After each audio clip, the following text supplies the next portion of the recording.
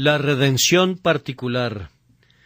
Como el Hijo del Hombre no vino para ser servido, sino para servir y para dar su vida en rescate por muchos. Mateo 20:28.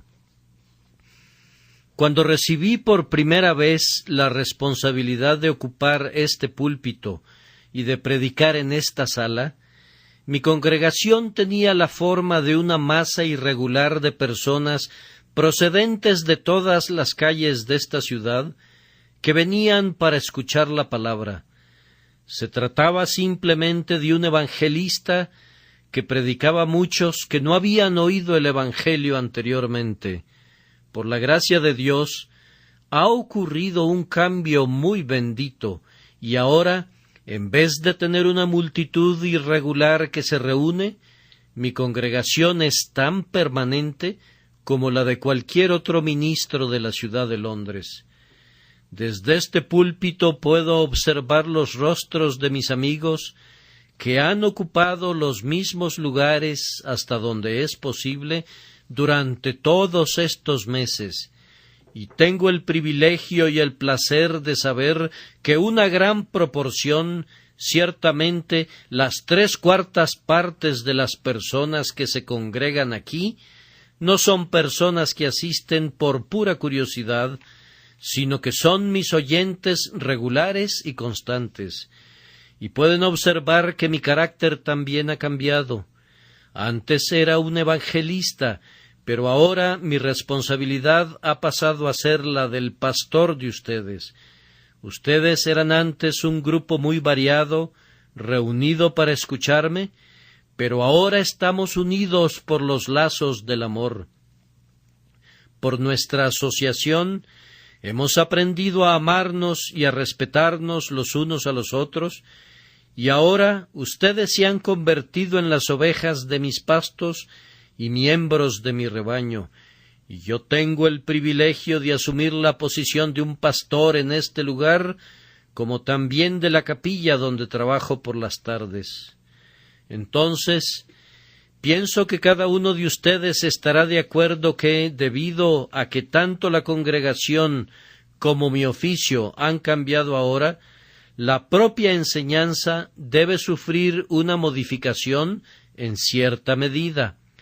Ha sido siempre mi intención dirigirme a ustedes a partir de las sencillas verdades del Evangelio. Muy raras veces he intentado en este lugar adentrarme en las profundas cosas de Dios. Un texto que podría considerarse adecuado para mi congregación que se reúne en las tardes no necesariamente sería tema de comentario en este lugar por las mañanas. Hay doctrinas, muchas de ellas muy elevadas y misteriosas, que no he dejado de comentar en mi propia capilla, pero que no me he tomado la libertad de introducir aquí, pues los he considerado como un grupo de personas congregadas casualmente aquí para escuchar la palabra de Dios. Pero ahora, ya que las circunstancias han cambiado, cambiaremos la enseñanza también. No me voy a limitar ahora simplemente a la doctrina de la fe o a la enseñanza del bautismo del creyente. No me voy a quedar en la superficie de los asuntos, sino que voy a aventurarme, con la guía de Dios, para entrar en esos temas que descansan en la base de nuestra religión tan querida. No me va a dar vergüenza predicar ante ustedes la doctrina de la soberanía divina de Dios. No voy a titubear al predicar la doctrina de la elección sin reservas ni rodeos. No temeré explicar la grandiosa verdad de la perseverancia final de los santos. No voy a pasar por alto la verdad indudable de la Escritura, el llamado eficaz que hace Dios a sus elegidos. Me voy a esforzar, con la ayuda de Dios, para no ocultarles nada a ustedes que se han convertido en mi rebaño. Viendo que muchos de ustedes han gustado ahora la benignidad del Señor, vamos a tratar de abarcar el sistema completo de las doctrinas de la gracia para que los santos puedan ser edificados y desarrollados en su más santa fe. Comienzo este día con la doctrina de la redención, para dar su vida en rescate por muchos. La doctrina de la redención es una de las doctrinas más importantes del sistema de la fe. Un error en este punto inevitablemente llevará al error a lo largo de todo el sistema de nuestra fe. Ahora, ustedes están conscientes que hay diferentes teorías de la redención. Todos los cristianos sostienen que Cristo murió para redimir, pero no todos los cristianos enseñan la misma redención. Tenemos diferentes puntos de vista en cuanto a la naturaleza de la expiación y en cuanto al plan de redención. Por ejemplo, el arminiano sostiene que Cristo, cuando murió, no murió con objeto de salvar a una persona en particular, y ellos enseñan que la muerte de Cristo en sí misma no garantiza más allá de toda duda la salvación de nadie. Ellos creen que Cristo murió para hacer posible la salvación de todos los hombres, o que haciendo algunas otras cosas, cualquier hombre que así lo quiera, puede alcanzar la vida eterna. Por consiguiente, están obligados a sostener que si la voluntad del hombre no cede y no se somete voluntariamente a la gracia, entonces la expiación de Cristo sería ineficaz. Ellos sostienen que no hay nada particular ni especial en la muerte de Cristo. Cristo murió, dicen ellos, tanto por Judas, que está en el infierno, como por Pedro, que se remontó al cielo. Ellos creen que para quienes han sido consignados al fuego eterno hubo una redención tan verdadera y real como para quienes se encuentran ahora ante el trono del Altísimo. Pero nosotros no creemos en nada de eso. Nosotros sostenemos que Cristo, cuando murió, tenía un objetivo en mente, y ese objetivo será cumplido con absoluta seguridad, más allá de toda duda. Nosotros medimos el propósito de la muerte de Cristo por su efecto. Si alguien pregunta, ¿cuál fue el propósito de Cristo al morir?, nosotros respondemos a esa pregunta por medio de otra pregunta. ¿Qué ha hecho Cristo o qué hará Cristo por medio de su muerte? Pues nosotros declaramos que la medida del efecto del amor de Cristo es la medida de su propósito.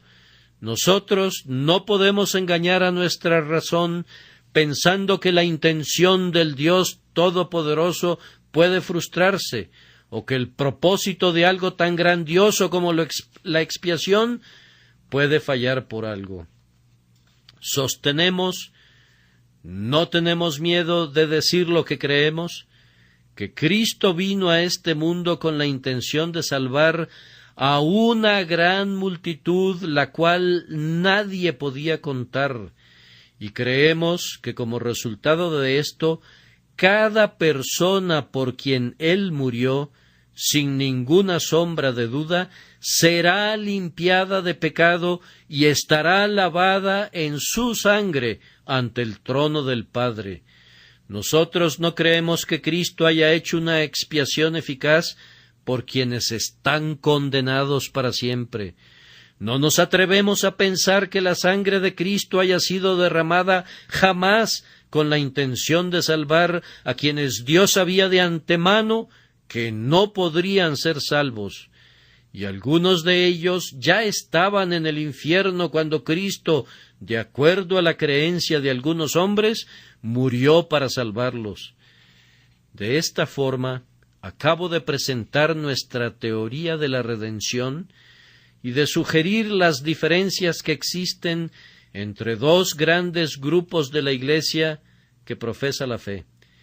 Será mi tarea demostrar lo grandioso de la redención de Cristo Jesús, y al hacerlo, espero ser capacitado por el Espíritu de Dios para exponer la totalidad del gran sistema de redención de tal manera que pueda ser entendido por todos nosotros, aunque no todos lo podamos aceptar. Pues deben tener en mente que algunos de ustedes, tal vez, estén listos para objetar las cosas que yo afirmo, pero tienen que recordar que eso no me afecta. Yo voy a enseñar en todo momento esas cosas que yo creo verdaderas, sin permiso y a pesar del estorbo de cualquier ser que respire. Ustedes tienen la libertad de hacer lo mismo en sus propios lugares y de predicar sus propios puntos de vista en sus propias congregaciones, de la misma manera que yo reclamo el derecho de predicar mis convicciones plenamente y sin ningún titubeo.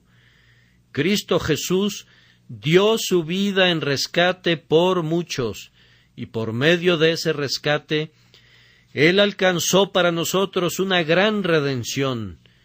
Voy a intentar demostrar lo grande de esa redención, midiéndola de 5 maneras. En primer lugar, vamos a ver su grandeza desde la perspectiva de la atrocidad de nuestra culpa, de la cual Él nos ha liberado. En segundo lugar, vamos a medir su redención por la severidad de la justicia divina. En tercer lugar, vamos a medirla por el precio que Él pagó, los tormentos que soportó. A continuación vamos a tratar de magnificarla, viendo la liberación que Él alcanzó. Y vamos a concluir observando el gran número de personas para quienes se llevó a cabo la redención, quienes son descritos en nuestro texto como muchos. Entonces, en primer lugar, veremos que la redención de Cristo no fue algo insignificante, si la medimos, primero, por nuestros propios pecados. Hermanos, por un instante contemplen el hoyo de donde fueron desenterrados y la cantera donde han sido labrados. Ustedes que han sido lavados y limpiados y santificados, hagan una pausa por un momento y vuelvan su vista atrás al estado anterior de su ignorancia. Los pecados que cometían, los crímenes hacia los que se despeñaban, la continua rebelión contra Dios en la que vivían habitualmente. Un pecado puede perder el alma para siempre. No está al alcance de la mente humana entender la maldad infinita que dormita en las entrañas de un pecado solitario. Hay verdaderamente una inmensidad de culpa cobijada en una transgresión contra la majestad del cielo. Entonces, si tú y yo hubiéramos pecado una sola vez, nada sino una expiación infinita en valor hubiera podido lavar jamás el pecado y hacer satisfacción por él. Pero ¿acaso ha sido sólo una vez que tú y yo hemos transgredido? No, hermanos míos, nuestras iniquidades son mayores en número que los cabellos de nuestra cabeza, han prevalecido poderosamente contra nosotros. Podríamos muy bien intentar contar la arena del mar o intentar ponerle un número a las gotas que forman el océano en su totalidad, antes que llevar la cuenta de las transgresiones que se han acumulado en nuestras vidas. Recordemos nuestra niñez, cuán pronto empezamos a pecar, cómo desobedecíamos a nuestros padres, y aún a esa temprana edad aprendimos a convertir nuestras bocas en una guarida de mentiras. En nuestra niñez, cuán llenos estábamos de desenfreno y rebeldía. Tercos e inconstantes preferíamos nuestro propio camino y rompíamos todas las amarras que nuestros piadosos padres ponían sobre nosotros. Salvajemente nos lanzábamos, muchos de nosotros, al propio centro de la danza del pecado. Nos convertimos en líderes de la iniquidad. No solamente pecamos nosotros, sino que enseñamos a otros a pecar. Y en cuanto a la edad adulta, ustedes que han alcanzado la flor de la vida, puede ser que externamente parezcan más sobrios, pueden haberse liberado un poco de la disipación de la juventud, pero cuán poco ha mejorado el hombre. A menos que la gracia soberana de Dios nos haya renovado, no somos del todo mejores que cuando comenzamos. Y aun si el cambio ha sido operado en nosotros, todavía tenemos pecados de los que debemos arrepentirnos, y debemos todos poner nuestras bocas en el polvo y cubrir de cenizas nuestras cabezas y exclamar: ¡Inmundo! ¡Inmundo! Y, oh, ustedes que se apoyan agotados sobre sus bastones, el soporte de su ancianidad, ¿acaso no tienen ustedes todavía pecados que cuelgan de sus vestidos? ¿Acaso son sus vidas tan blancas como los cabellos blancos que coronan sus cabezas? ¿Acaso no sienten todavía que la transgresión embadurna sus vestidos y mancha su blancura? Cuán a menudo son ahora arrojados al hoyo hasta el punto de ser aborrecidos por sus propios vestidos. Vuelvan sus ojos a los 60, los 70, los 80 años a lo largo de los cuales Dios les ha perdonado la vida. ¿Pueden ustedes, aunque sea por un momento, pensar que es posible que ustedes tienen la capacidad de contar sus innumerables transgresiones o calcular el peso de los crímenes que han cometido? Oh estrellas del cielo, el astrónomo puede medir su distancia y su altura, pero, oh pecados de la humanidad, ustedes sobrepasan cualquier cálculo. Oh elevadas montañas, el hogar de la tempestad, el lugar de nacimiento de la tormenta, el hombre puede alcanzar sus cimas y pararse asombrado sobre sus nieves perpetuas, pero, oh montes del pecado, ustedes se elevan por encima de nuestros pensamientos. Oh abismos de transgresiones, ustedes son mucho más profundos de lo que nuestra imaginación se atreve a bucear. ¿Acaso se me acusa de denigrar la naturaleza humana? Entonces es porque ustedes no la conocen. Si Dios les hubiera manifestado la condición de su propio corazón alguna vez, ustedes mismos darían testimonio que, lejos de exagerar, mis pobres palabras no logran describir el estado desesperado de nuestro mal. Oh, si cada uno de nosotros pudiera mirar al corazón hoy, si nuestros ojos se pudieran volver a nuestro interior para poder ver la iniquidad que está grabada como con la punta de un diamante sobre la superficie de piedra de nuestros corazones, diríamos entonces que el ministro, independientemente de la manera como pueda describir la situación desesperada de la culpa, bajo ningún punto podría exagerar. ¿Cuán grande entonces, amados hermanos, debe ser el rescate de Cristo al salvarnos de todos estos pecados? Los hombres por quienes murió Jesús, cuando tienen fe, independientemente de cuán grande sea su pecado, son justificados de todas sus transgresiones. Aunque se hayan entregado a cada vicio y a cada mal deseo que Satanás haya podido sugerirles y que la naturaleza humana podía llevar a cabo, sin embargo, cuando creyeron, toda su culpa fue limpiada. Año tras año se han recubierto de negrura hasta que sus pecados se han convertido en una armadura.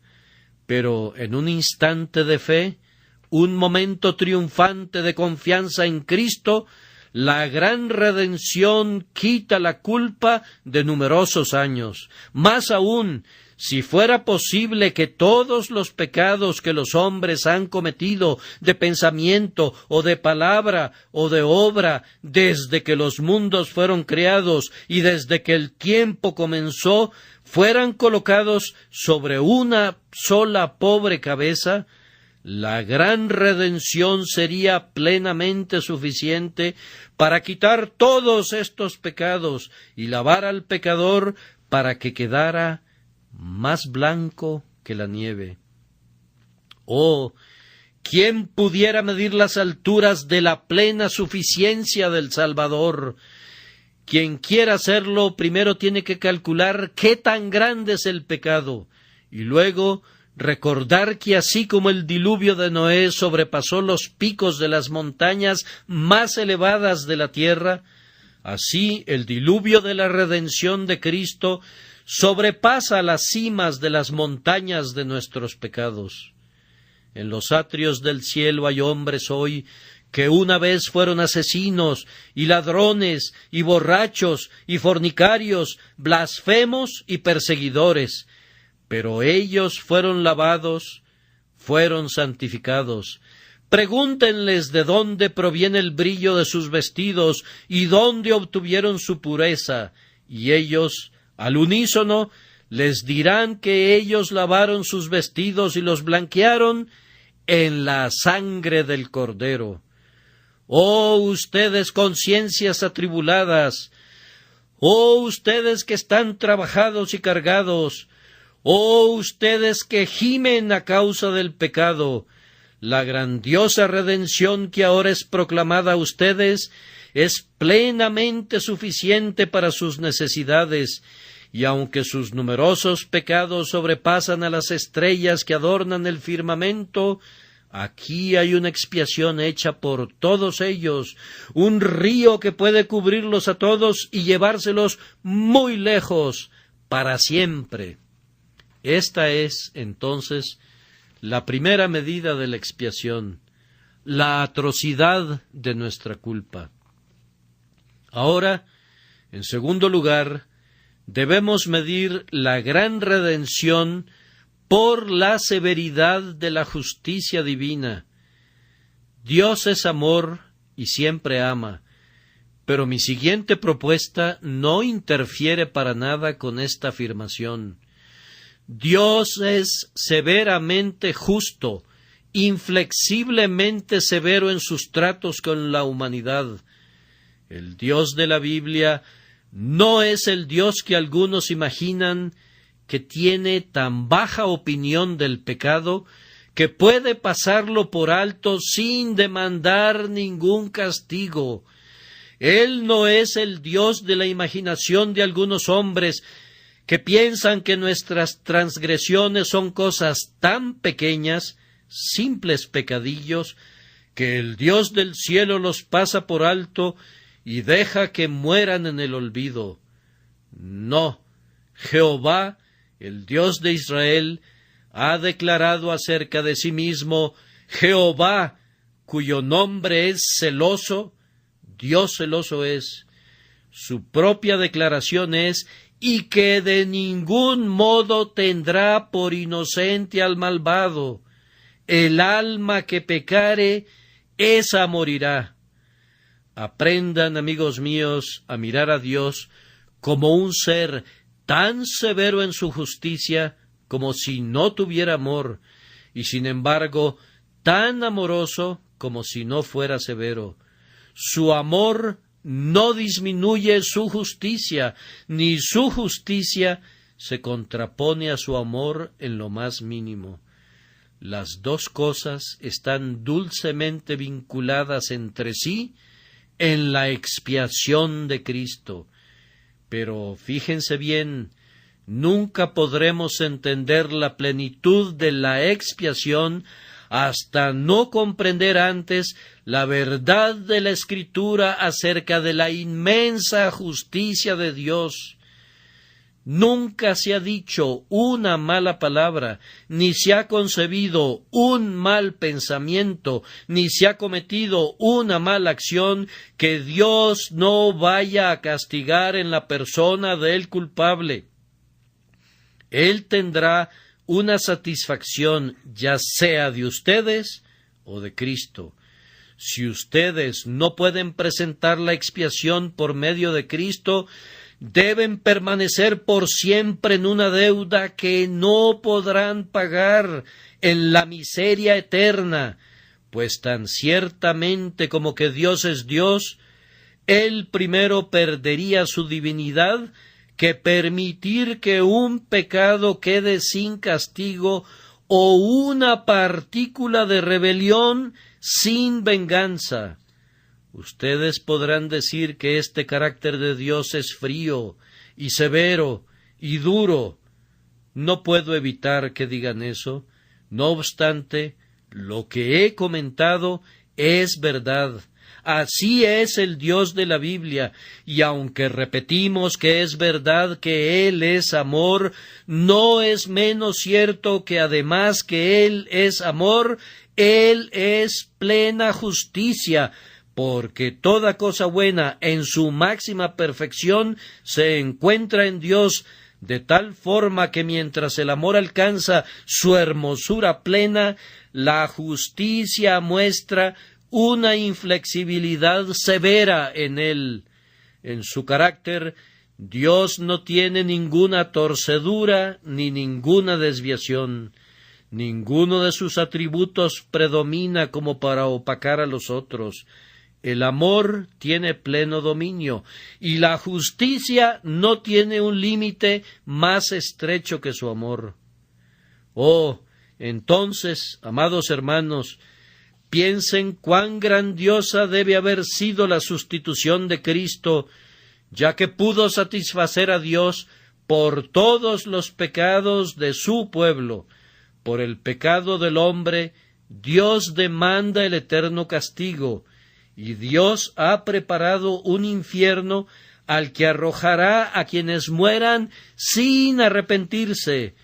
Oh, hermanos míos, pueden imaginarse cuál debe haber sido la grandeza de su expiación, que fue la que sustituyó a toda esta agonía que Dios hubiera vertido sobre nosotros, si no la hubiera vertido sobre Cristo. Miren, miren, miren con una mirada solemne a través de las sombras que nos separan del mundo de los espíritus y vean esa casa de miseria que los hombres llaman infierno. ¿No pueden soportar el espectáculo? Recuerden que en ese lugar hay espíritus que pagan su deuda por siempre a la justicia divina, pero aunque algunos de ellos han estado durante más de 4000 años quemándose en las llamas, no están más cerca de lograr pagar su deuda de lo que estaban cuando el castigo comenzó. Y cuando hayan pasado 10,000 veces 10,000 años, no habrán hecho mayor satisfacción para Dios a causa de su culpa de lo que han hecho hasta este momento. Y ahora pueden apreciar el pensamiento de la grandeza de la mediación del Salvador al haber pagado sus deudas y haberlas pagado de una sola vez, de tal forma que no queda pendiente ningún saldo de esa deuda del pueblo de Cristo para con Dios, excepto una deuda de amor. El creyente no le debe nada a la justicia, aunque originalmente debía tanto que la eternidad no sería lo suficientemente larga para que permitiera pagar esa deuda. Sin embargo, en un instante Cristo lo pagó todo, de tal forma que el creyente está enteramente justificado de toda culpa y libre de todo castigo a través de la obra de Jesucristo. Piensen, entonces, cuán grande es su expiación, viendo todo lo que ha hecho. Debo hacer una pausa aquí para exponer otro pensamiento. Hay momentos en los que Dios, el Espíritu Santo, muestra a los hombres, en sus propias conciencias, la severidad de la justicia. Habrá aquí presente hoy alguien cuyo corazón ha sido cortado por un sentido de pecado. Una vez fue un hombre libre, un libertino, sin ninguna sujeción a nadie. Pero ahora la flecha del Señor ha penetrado en su corazón y se encuentra sumido en una esclavitud peor que la de Egipto. Lo veo hoy y me dice que su culpa lo persigue por todas partes. El esclavo negro, guiado por la estrella polar, puede escapar de las crueldades de su amo y llegar a otra tierra donde pueda ser libre. En cambio, este otro hombre siente que aunque vagara por todo el ancho mundo, no podría escapar de la culpa. El que ha estado atado por muchas cadenas puede tener la esperanza de encontrar una sierra que las rompa y así quedar libre. En cambio, este hombre dice que ha intentado oraciones y lágrimas y buenas obras, pero aun así no puede liberar sus muñecas de las esposas que lo aprisionan. Todavía se siente como un pecador perdido y la emancipación parece algo imposible para él, no importa lo que haga. El preso en el calabozo es, a veces, libre en su pensamiento, aunque su cuerpo esté preso. Su espíritu salta por encima de las paredes de la cárcel y vuela hacia las estrellas, libre como el águila que no es esclava del hombre.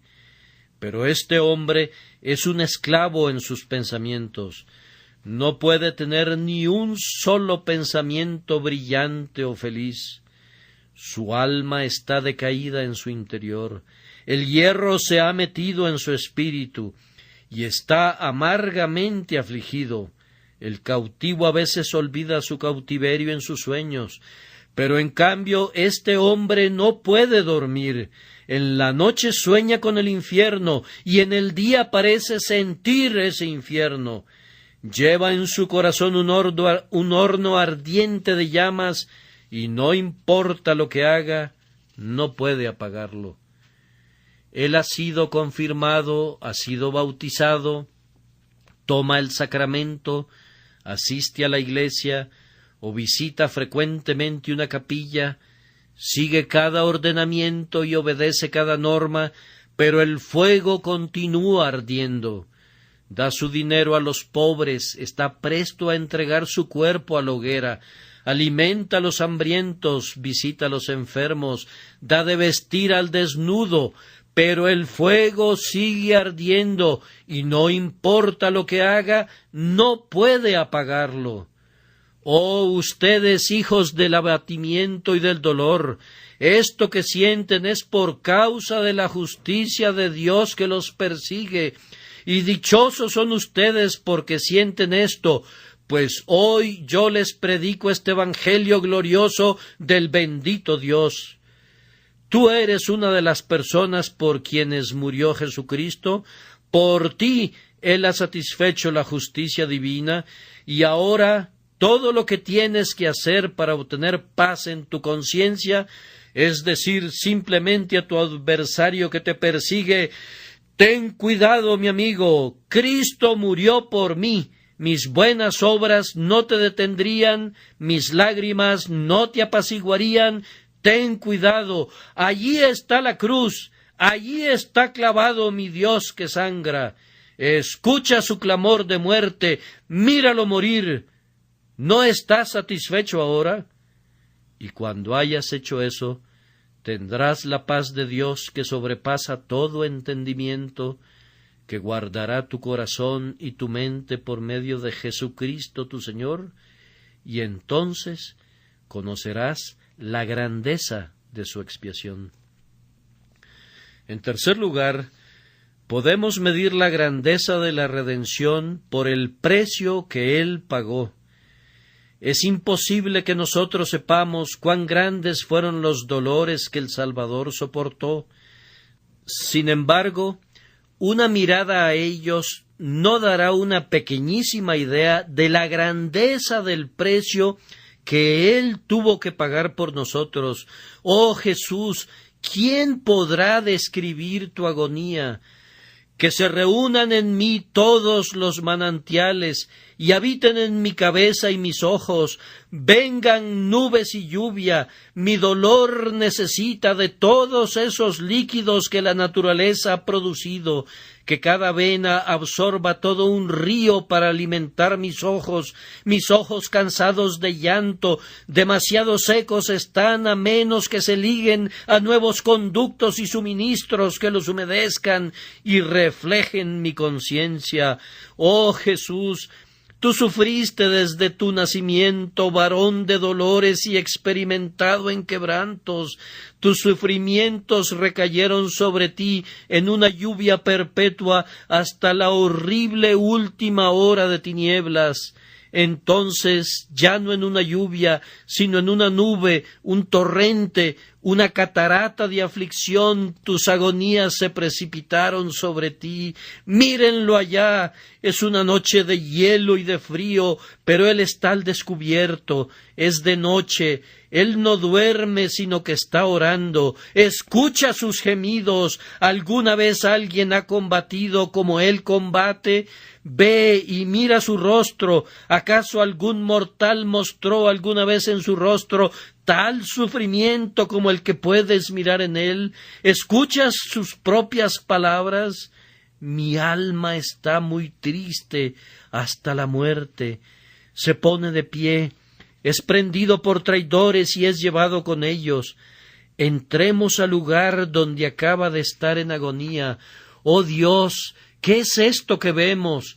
¿Qué son esas manchas sobre el suelo? Es sangre. ¿De dónde salió esa sangre? ¿Acaso tenía él una herida que se abrió de nuevo a causa de su espantosa lucha? Ah, no. Y era su sudor como grandes gotas de sangre que caían hasta la tierra. Oh agonías que sobrepasan el significado de la palabra agonía. Oh sufrimientos que ningún lenguaje puede describir. Cuán terribles habrán sido para causar tal efecto en el cuerpo bendito del Salvador y hacer brotar sudor de sangre en todo su cuerpo. Y esto es sólo el comienzo. Este es el inicio de la tragedia. Síguelo en lamentación, tú, iglesia afligida, para presenciar la consumación. Él es llevado a prisa por las calles. Él es arrastrado de un tribunal a otro. Es abatido y condenado ante el Sanedrín. Es escarnecido por Herodes. Es juzgado por Pilato. Se pronuncia la sentencia, sea crucificado. Y ahora la tragedia llega a su momento culminante. Le desnudan su espalda, lo atan a una columna romana destinada a los suplicios. El látigo sangriento abre surcos en su espalda, y en medio de un torrente su espalda se torna roja. Un manto escarlata que lo proclama como emperador de la aflicción. Es llevado al recinto de los guardias. Sus ojos están vendados y los soldados lo golpean mientras le dicen: «Profetiza, ¿quién es el que te golpeó?». Lo escupen en el rostro, tejen una corona de espinas y le meten a presión sobre sus sienes esa corona. Lo visten con un manto púrpura, doblan sus rodillas y se burlan delante de él. Él permanece callado, no responde ni una palabra. Cuando padecía, no amenazaba, sino que se sometió a aquel a quien vino a servir. Y ahora lo toman y en medio de burlas y desprecios se lo llevan de allí por las calles de la ciudad. Debilitado por los continuos ayunos y abatido por la agonía de su espíritu, cae bajo el peso de su cruz. Hijas de Jerusalén, él desfallece en sus calles. Lo levantan, colocan su cruz sobre los hombros de otro hombre y lo empujan, tal vez a punta de lanza, hasta que al fin llega al monte del castigo. Rudos soldados lo agarran y lo colocan de espaldas. La madera en forma de cruz es colocada abajo, sus brazos son extendidos hasta alcanzar la distancia necesaria, preparan los clavos, 4 martillos clavan 4 clavos simultáneamente, atravesando las partes más tiernas de su cuerpo, y allí está en el lugar de su ejecución, muriendo sobre su cruz. Pero todavía falta. Los rudos soldados alzan la cruz. Allí está la base preparada. Allí colocan la cruz, rellenan la base con tierra. Ya está lista. Pero vean los miembros del cuerpo del Salvador, cómo tiemblan. Cada hueso ha sido dislocado cuando levantaron la cruz.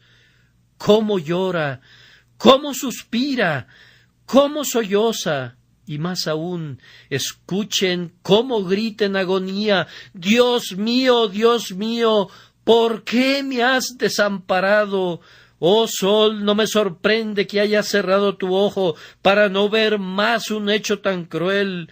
Oh rocas, no me maravilla que ustedes se hayan derretido, rompiendo sus corazones con simpatía cuando su Creador murió. Ningún hombre ha sufrido como sufrió este hombre. Aún la muerte misma cedió, pues muchos de los que estaban en sus tumbas se levantaron y vinieron a la ciudad. Esto, sin embargo, es lo externo. Créanme, hermanos míos, que lo interno fue peor aún. Lo que nuestro Salvador sufrió en su cuerpo no fue nada comparado con lo que soportó en su alma. Ustedes no pueden imaginar, y yo tampoco no puedo ayudarles a imaginar, lo que él soportó internamente. Supongan por un momento, para repetir una frase que he usado con frecuencia, supongan que un hombre ha ido al infierno. Supongan que su tormento eterno puede ser condensado todo en una sola hora. Y luego supongan que puede ser multiplicado por el número de los salvos, que es un número que sobrepasa a cualquier cálculo humano. ¿Pueden ahora imaginarse el vasto cúmulo de miseria que habría habido en los sufrimientos de todo el pueblo de Dios si hubiese sido castigado por toda la eternidad? Y recuerden que Cristo tuvo que sufrir el equivalente a todos los infiernos de los redimidos.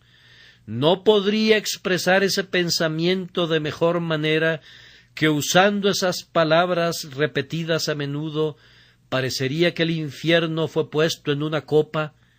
Él la tomó y de un solo trago tremendo de amor, él bebió la condenación hasta la última gota, de tal manera que no quedó nada de todas las penas y miserias del infierno que su pueblo tendría que haber sufrido.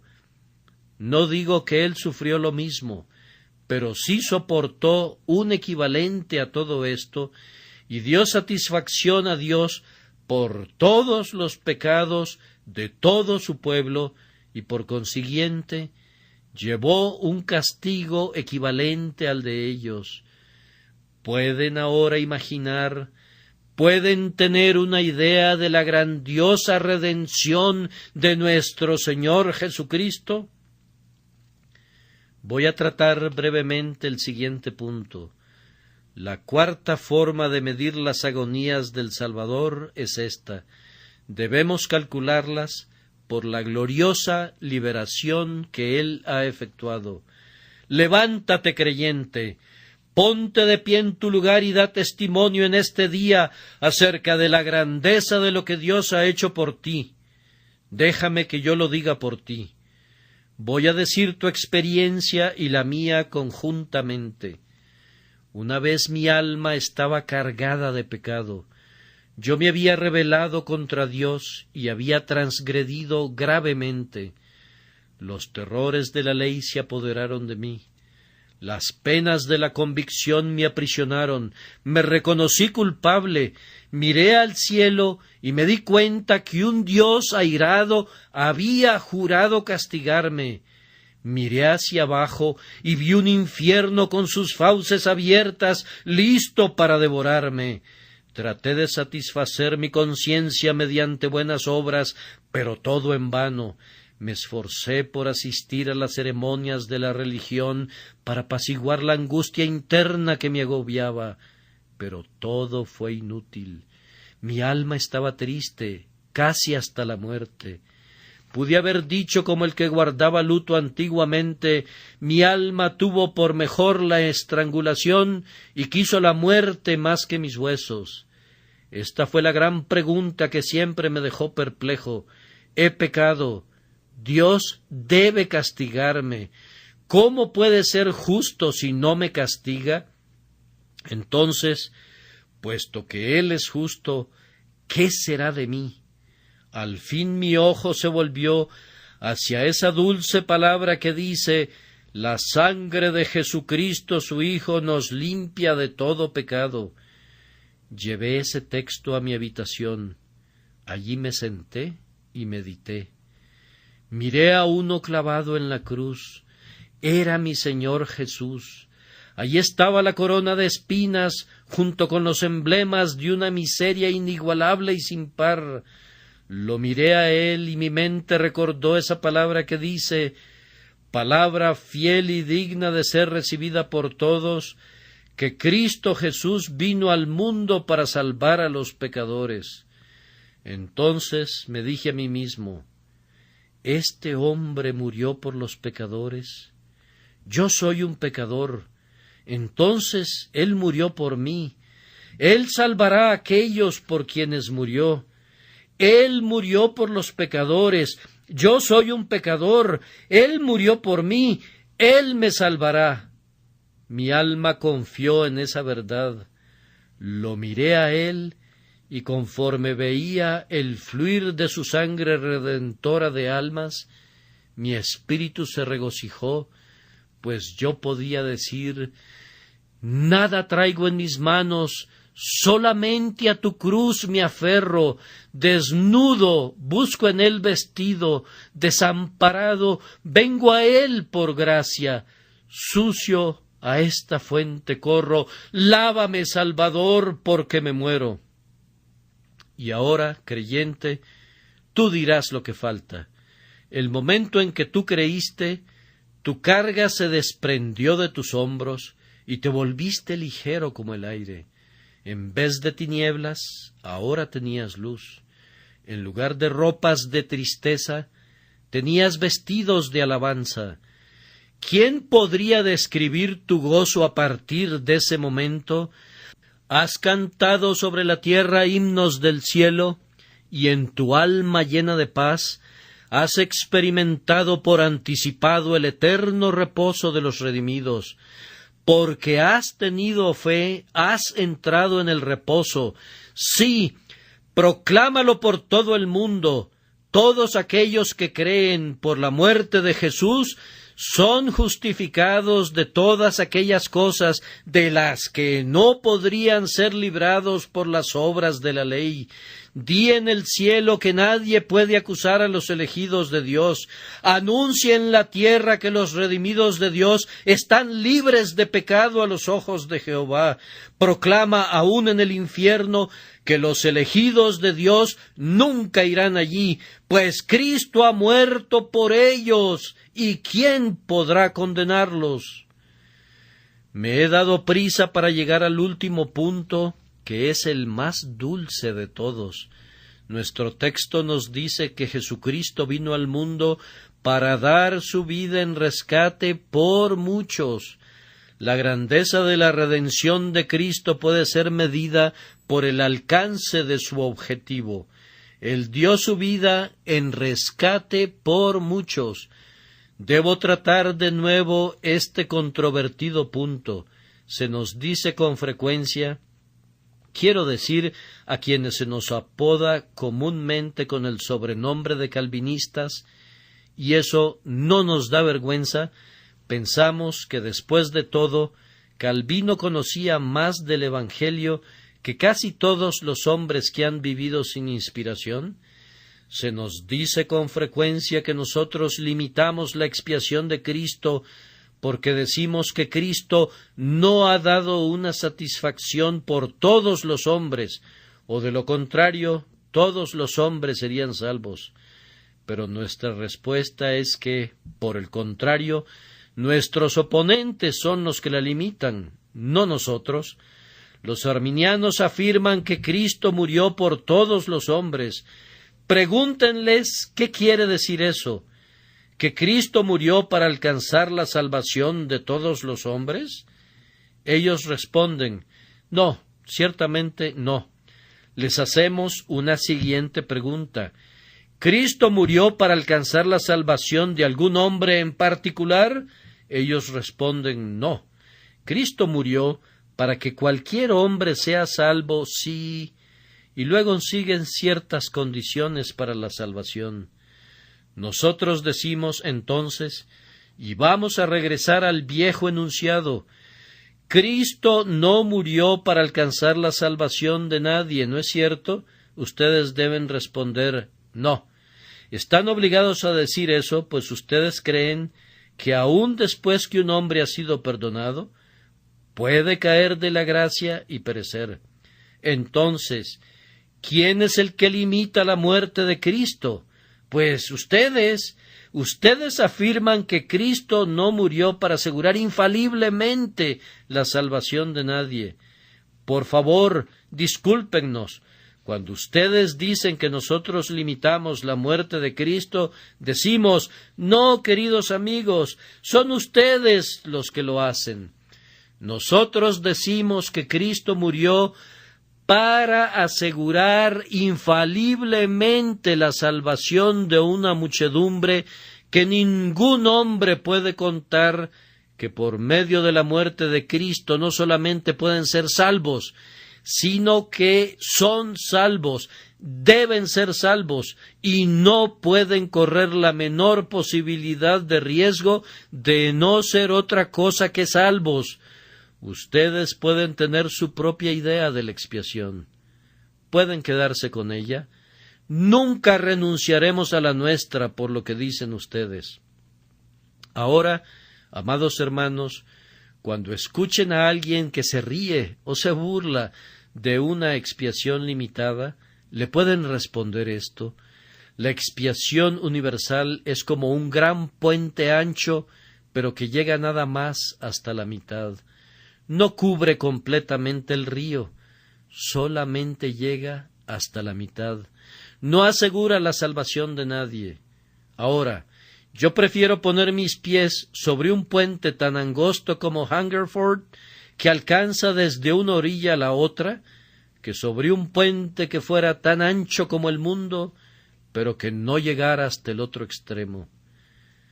Me dicen que es mi deber decir que todos los hombres han sido redimidos, y me dicen que hay un apoyo en las Escrituras para eso, el cual se dio a sí mismo en rescate por todos, de lo cual se dio testimonio a su debido tiempo. Ahora, eso parece ser un argumento muy bueno a favor de la otra cara de la pregunta. Por ejemplo, vean esto. Mirad, el mundo se va tras él. Todo el mundo siguió a Cristo, y salían a él toda la provincia de Judea y todos los de Jerusalén, y eran bautizados por él en el río Jordán. Toda Judea y toda Jerusalén fueron bautizadas en el Jordán. Hijitos, vosotros sois de Dios, y el mundo entero está bajo el maligno.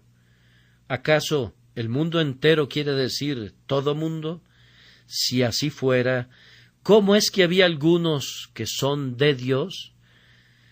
Las palabras mundo y todos tienen 7 u 8 sentidos diferentes en la Escritura, y es muy raro que todos quiera decir todas las personas tomadas individualmente. Las palabras son generalmente usadas para significar que Cristo ha redimido a algunos procedentes de diversos grupos, algunos judíos, algunos gentiles, algunos ricos, algunos pobres, y no ha restringido su redención ya sea a judíos o a gentiles. Sin embargo, haciendo a un lado la controversia, ahora voy a responder una pregunta. Dime entonces, amigo, ¿por quién murió Cristo? Si quieres responderme una o dos preguntas, yo te diré si murió por ti. ¿Necesitas un Salvador?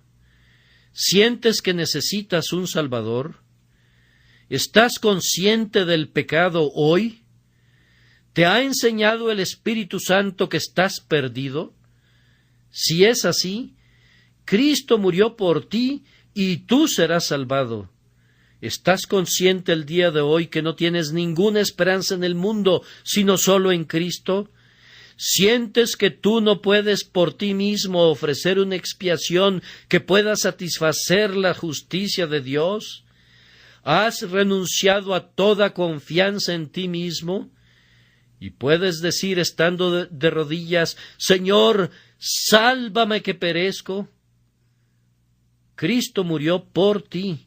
Si tú dices hoy, yo soy tan bueno como debo ser, yo puedo llegar al cielo por mis propias buenas obras, entonces recuerda, la Escritura dice de Jesús, no he venido a llamar a justos, sino a pecadores.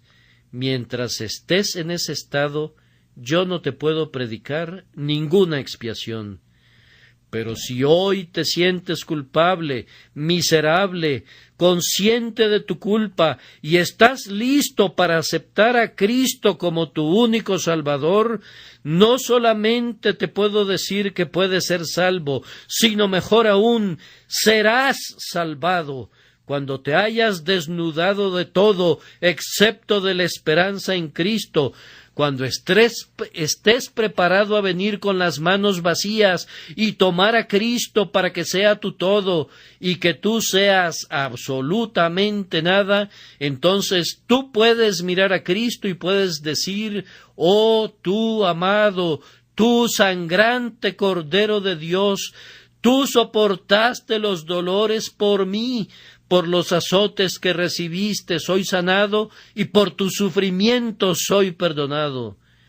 Y entonces verás cuánta paz mental tendrás, pues si Cristo ha muerto por ti, no puedes perderte. Dios no castigará dos veces lo mismo. Si Dios castigó a Cristo por tu pecado, no te castigará a ti.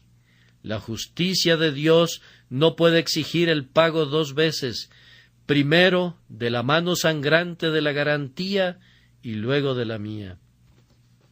Si creemos en Cristo, hoy podemos marchar al propio trono de Dios y estar allí, y si se dijera, ¿eres culpable?, podemos responder, sí, culpables, pero si preguntan ¿qué tienes que responder acerca de que no debes ser castigado por tu culpa?, podemos responder, grandioso Dios, tu justicia y tu amor, ambos son la garantía que tú no nos castigarás por el pecado, pues no castigaste a Cristo por nuestro pecado. ¿Cómo podrías tú ser justo? ¿Cómo podrías ser Dios del todo si castigas a Cristo el sustituto y luego castigas al hombre mismo después? Tu única pregunta es, ¿Cristo murió por mí? Y la única respuesta que tenemos es, palabra fiel y digna de ser recibida por todos, que Cristo Jesús vino al mundo para salvar a los pecadores. Puedes escribir tu nombre con el de los pecadores, no con los pecadores que usan ese nombre por cortesía, sino entre los que se sienten verdaderamente pecadores y lo lamentan y se angustian y buscan misericordia a causa de eso. ¿Eres tú un pecador? Si lo sientes así, si lo reconoces así, si lo confiesas así, ahora eres invitado a creer que Jesucristo murió por ti, porque eres un pecador, y se te pide que te arrojes sobre esa grandiosa roca inconmovible y que encuentres seguridad eterna en el Señor Jesucristo.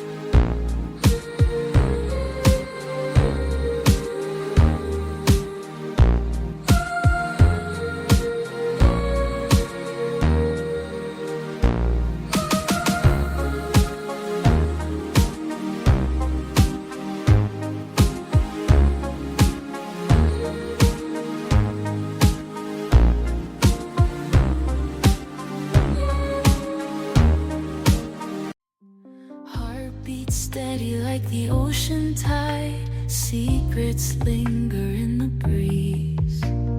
In this moment, worlds collide. Feel the rhythm set you free.